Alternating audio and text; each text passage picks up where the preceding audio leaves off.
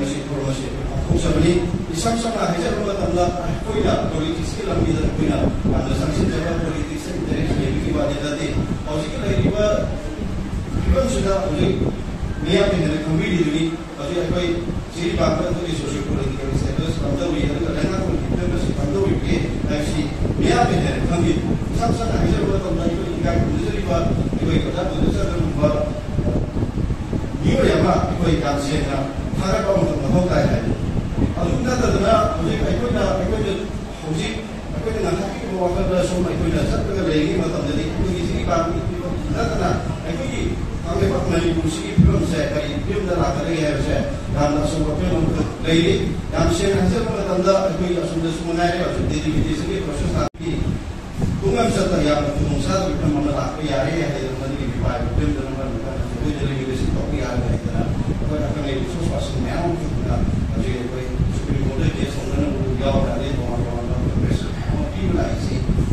belum sudah ada sekolah tanggal sebelum belum sukses ada saya jadi paham jadi PR yang belum sungguh lagi kami sini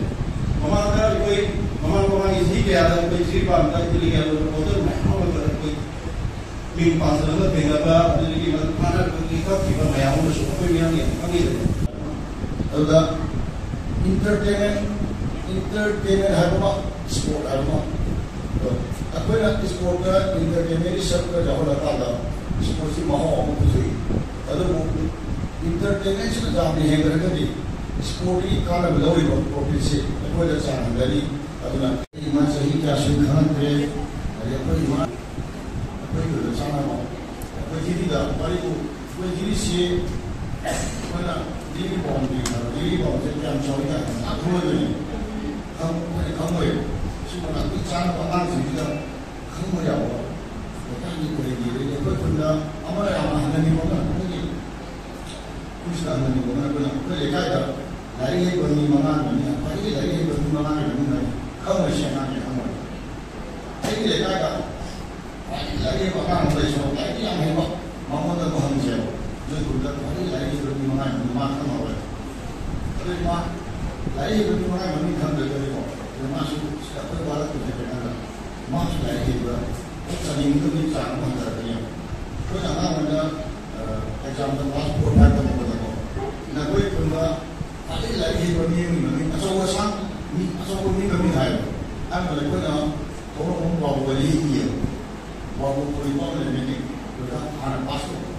kalau kita orang mau bermak ni kalau bermak ni betul betul bukan ini benar jadi kalau nanti jauh beli lagi kalau nanti jauh beli kalau nanti semua itu apa ni mau aku mau nak pada semua yang semua itu macam ni lah kalau ini macam dah semua macam tu jadi ni ai sama itu part ni ai sama ini sih ini jadi harus positif sangat Maipu namun dalam bentuk apa ni? Jadi seperti dalam generasi ini seperti orang ini jelas. Tapi dalam matungga, apa ini masa apa pakai? Jadi history jadi jangan semua orang jadi seperti Maipu itu sahaja. Kalau jadi diri siapa yang pun yang ini saya. Jadi diri siapa kalau satu mesin kalau memang boleh negara itu pokoknya jadi boleh yang perlu masuk boleh jadi ini bersama ini zat ini zat ini dari banyak kerana yang berada langsung orang mai terpalak negara ini macam siapa sangat terpalak minggi sangat apa boleh pokoknya orang yang itu karena itu namanya mari kita ambil masuk rumah jadi kada penoi itu namanya ini dulu kita panggil kerja dulu nah itu lawan kerja sendiri kita panggil punya hidup sendiri akan beri nama mereka semua akan buat nama mereka supaya harus yang dulu dengan siapa yang mau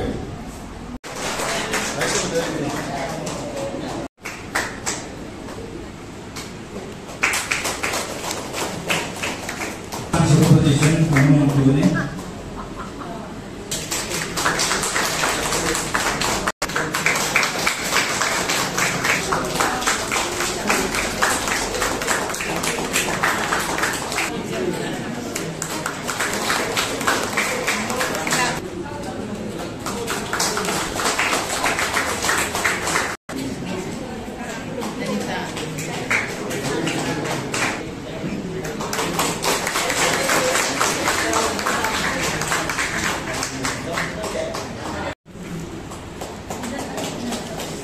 Congratulations, Brian. Brother of our team. Hojik lohi ba manasi jimwa ki daya sini champion team champion lohi ba team jimwa. Tasnya 14 sports, Ziri sports mesti matangga wahai kalau terjadi. Aikuina sports pangko kiba si kari maram lagi no hai matangga tu mati kalau terjadi. Maka kita kalau tak ikut KSA ki, wira ba ahan sing, yang bersing na. Kalau bagi matunggal Zirba masih Zirba kata Manipur dah lagi youth si masih maksud bagi mabiyam ketar apa masih kali lagi orang namanya kabar sasi dah apa maya kabar sasi nama mereka ni youth kita menunggu maya asal apa I think you are the pillar of the nation hai nama apa dah bagi sama bagi mabiyam ketar apa lagi aku ina maya kabar sasi kabar ina lapor sikit ya waktu lo nama kalau ina nasi KSA sports aku kini aduga aikuina sports si sei khuding electra pangthok tun sulai maka hadaki aikuina pangthoriba sports si yang kana chawma oi dragasu mathang sei dagi di sidagi he na chawna pangthok ko gambo jari haina asigi tv ba ima singabadi suriba pona bakki gold thori jari makatana ngasigi topik asidagi khatang na theilaga toman ba aikuina satra gi namda lai bune satra gi toman ba ai mari pa ai pong chalage aikuina ngasi hoda KSA kamte toman was leader organization kamte CSO kamte maya pa ini kamte masda maya amna hai wo hai mo kaya toina le iran ta tam dadi aikoi ningsan bi lagane ba apa ba tor dai dadi aikoi ningsan bi ba maya amna asi ko sebab yang toina thoi iran ta tam siga ayoina tauri ba polo aikoi kadana mai paat bangam berarti aku satu saksana ni maya ami support aku na KSA Manipur ke lepai dah gambar lepai gambar CSO Manipur ke lepai dah gambar lepai gambar maya apa Manipur ke lepai dah lepai gambar itu maya ami support dah masih ikut KSA na masih kita pakai kita boleh lepai gambar itu adulah thabak tahu hukum tentang KSA tentang itu pikiran maya apa ini kata itu pikiran CSO itu pikiran ayo pun apa tadi kalau ada thabak pun tahu masih jadi pak bos kita maya amna refer bostal lain kami ni bostal saya haji kubo mai panas lain bangam triba bostal itu bangam tahu baru kali itu masih apa jadi persagi sul ni hai kita berada dalam thabak ini hai kita berada kali gimana kita masih inquiry apa orang ada jadi bangam sekretariat lagi 2018 dah lagi masih inquiry saya 18 dah lagi masih saya haji 2025 dah lagi ni principal folder apa Wazasi dulu list untuk biro file. Macam tu, wazak kebersihan, market kebersihan BP orang macam ni, maka BP orang macam dah ikut KSA ki yang anil na, losing agak sang kiwa macam ni. Atu macam tu tahu kiwa inquiry hospital lain. Hai wazasi kedua ikut KSA tu si compromise tahu kiwa pun macam ni. KSA ni kayu untuk compromise jaroi, asu bagi kita bakal lihat ni, arah bagi kita bakal di, aku ini sih juga kita nak hai orang apa macam KSA ni sendiri, cuma di pulau lembab ni.